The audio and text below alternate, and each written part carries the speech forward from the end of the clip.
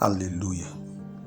Daddy God, today we come before your domot with heart we no raise shoulder up, because we don't come make we get grace from your presence and make you bless we health, we body, we soul and we spirit. You na be the agidigba power of life, and now you dey also run matter we be say doctor no to fit run, alias healing. And we carry we trust today come put for inside your hand where they love us well. Daddy God, we ask for your guidance today. Make you maintain better health for we body, for we mind, and for we spirit. Daddy, today make you give us the sense where we go fit make the better choice. We go fit help us stay weller for inside we body. From the food where you don't arrange make we take chop, to the kind waka and the kind things where we suppose do where no go disturb we body every day. Daddy, today we come to make you no verse, to make you bless the hand of every person wey be say in work na to make sure say people wey dey come see am, then they live better life and their life dey correct, and say anything wey dey worry them inside body in dey trouble them again, as long as they don't come meet am, alias healthcare providers. Daddy, today we pray be say make you use them as your instrument where you go dey take dey arrange better healing for the body of many people wey be say dem dey sick and they get one thing wey dem dey suffer from anywhere for their body.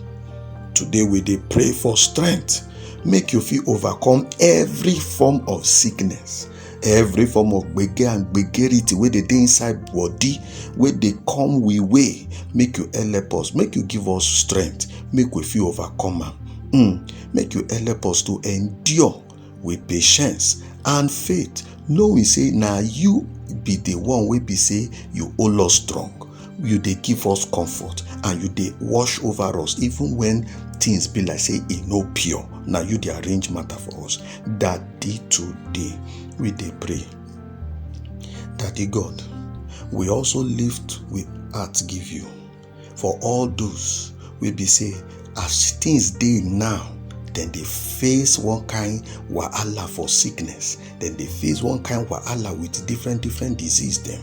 It dey worry them, the thing they give it, they choke them up left, right, and center. Daddy, today we dey say make you pour out your mercy upon them, make you grant them relief, make you grant them solution, make you grant them solution wey be say everything where they pain them for their body, you go carry and comot, you go remove and throw away so that they go get themselves weller. Make your healing hand, make your healing touch, make you enter their life, make you bring them strength where they new and vitality where they fresh.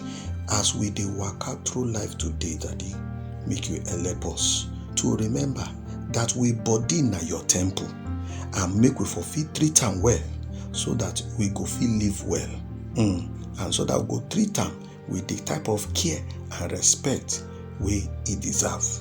Today, Daddy God, make you guide us, make we get better sense, better habit, where they promote, where they support living well, so that we go feel live long too, so that we life go feel bring glory to your name for everything where we dey do. Thank you, Daddy God, for the precious gift of health.